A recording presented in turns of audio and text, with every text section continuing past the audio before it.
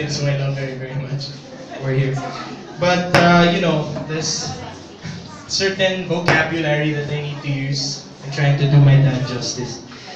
So, trying to speak last at my dad's wake is really tough to me because I consider it like trying to close the book on of the life of someone who lived the life to its fullest, you know. It was really hard to contain everything that my dad did in just one speech. But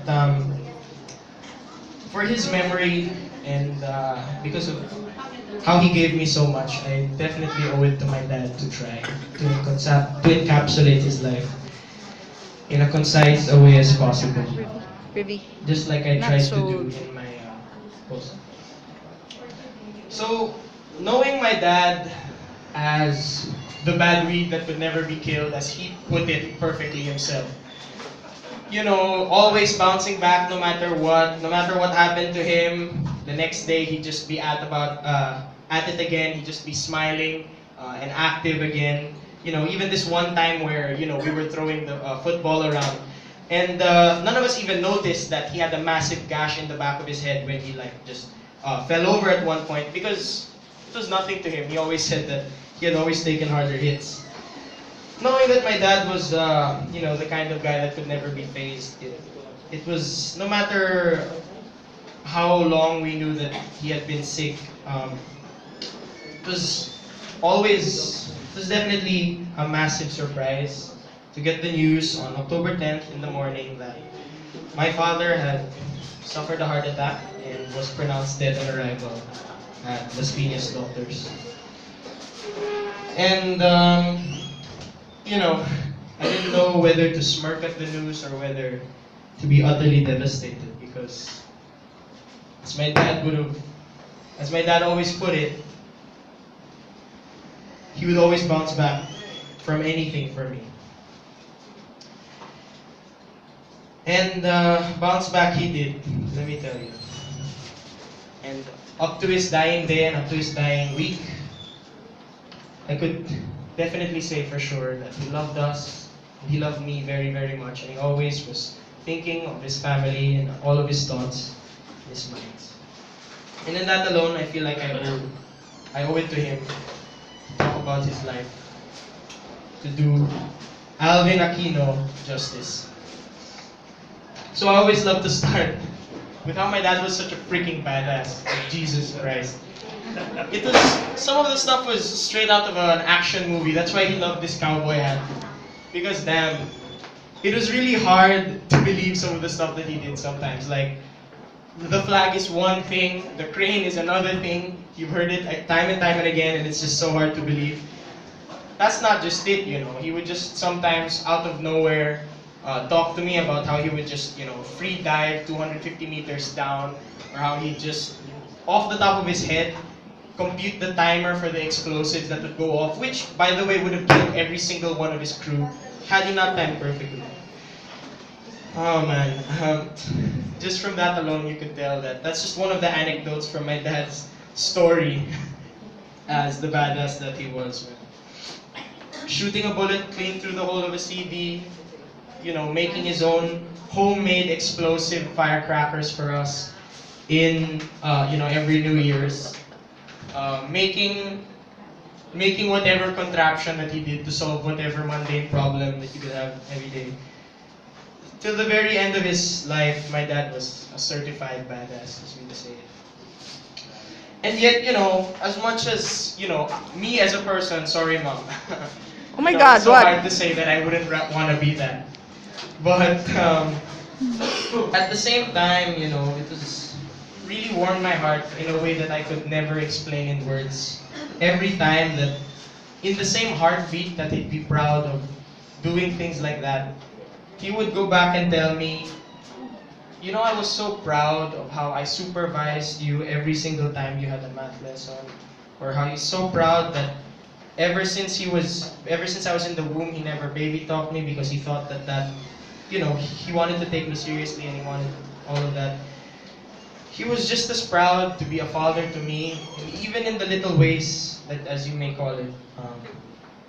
He's just as proud of climbing a freaking crane as if he was Superman. And, that really touched me, because I knew that I was very special and very lucky to have a man such as that, with the intellect of Einstein, with the strength of Superman, as I've said, with the craftiness of MacGyver, which he always loved to. And I had him as my very own dad. Now, man, I can't. I'm 17 years old, but even though I'm still young, it's really hard to tell you every single story I have of how my dad was a dad to me. Because whether it was, whatever, what, when or how, whether he was just teaching me the basics, or whether he was teaching me how to be faster than a calculator, which he said slowed him down, or whether he was showing me how to shoot a BB gun, or whether he was showing me how to build my first Lego set. I always had the best of it, and he always put all of his mind, body, and soul into raising that stuff for me.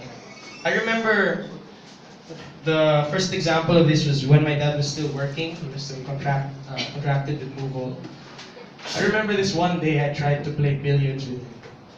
He was playing billiards, and he had a big table back at home, which he also made with his own hands. All of the cue sticks, all of the cue balls, he made by hand.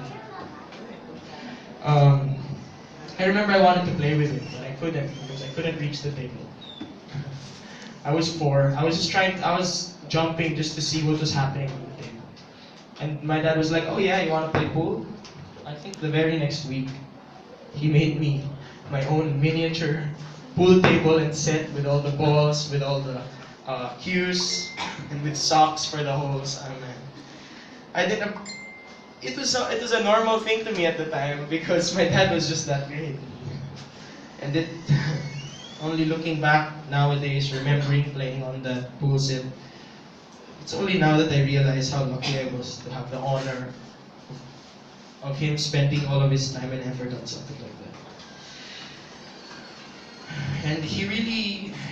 And that's not just the only time, right? I said I was interested in racing, and he bought me a Ferrari bill just the next day.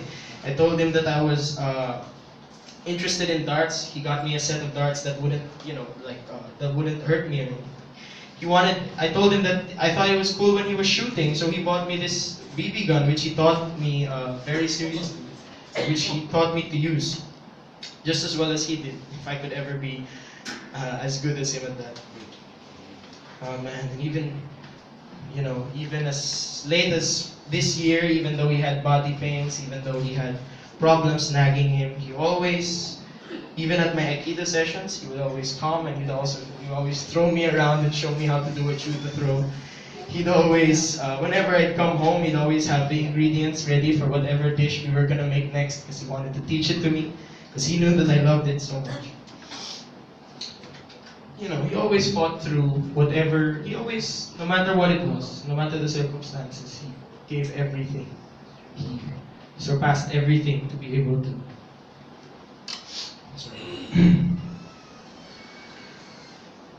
To be a father to me, And even if it was little gadgets like a periscope, or with his little bombs or whatever, or with his little, or when he showed me how to burn my name into paper using a magnifying glass.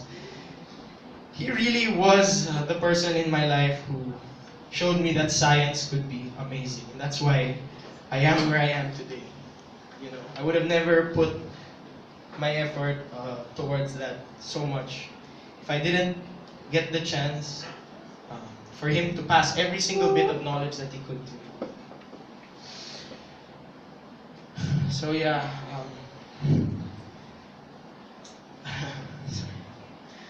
but besides those gadgets that he gave me, besides all of the fun times that he gave me, whether it was throwing the ball around every single day after school at the clubhouse, whether it was him teaching me whatever academic lesson he needed to teach me. The most important thing that my dad taught me, with his thoughts, with his words, and with his actions, was how to live my life and be better than him and succeed where he once failed. Because even with all the greatness of my dad, which you all heard about tonight, I'm sure you all know how great my dad was. But despite all of that greatness, he would humble himself whenever he talked to me. He talked to me, looked me straight in the eye, and he told me, "Son, I know that you can be better than me." And it was in those moments of clarity, looking back now, that I realized what he really meant. Not just in an academic sense. In moments of clarity such as those, my dad, when he was fighting his demons, he reminded me that I can rise above what he failed to rise above in the past.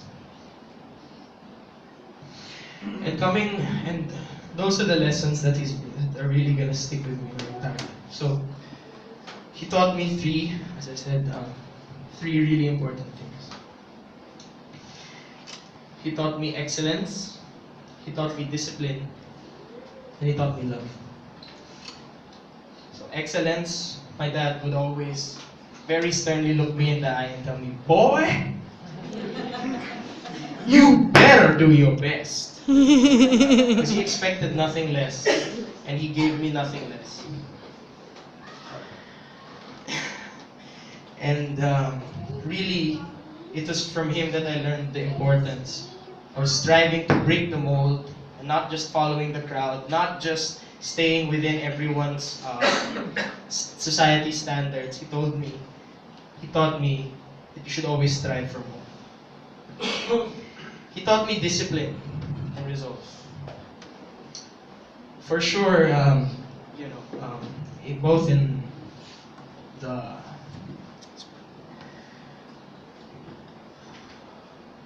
both in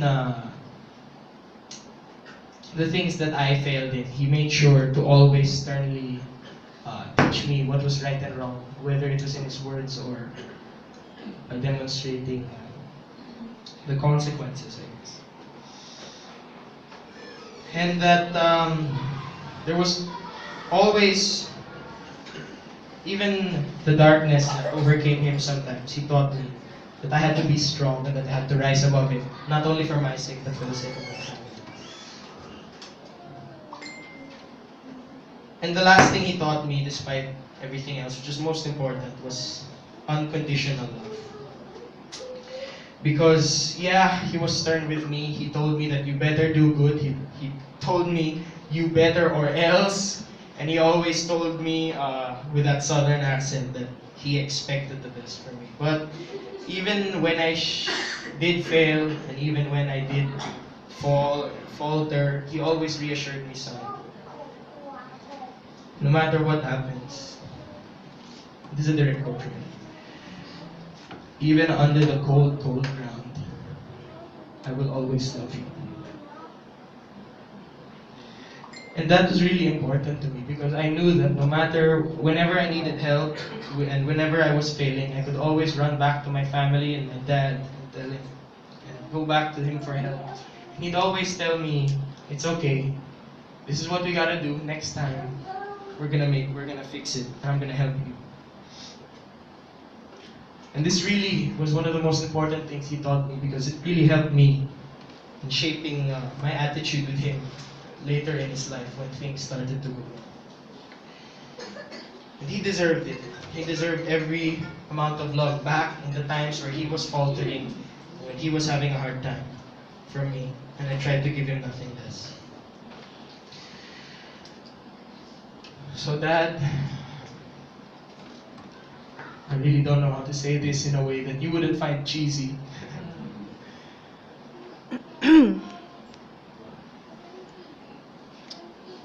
I love you. That's all I can. Please.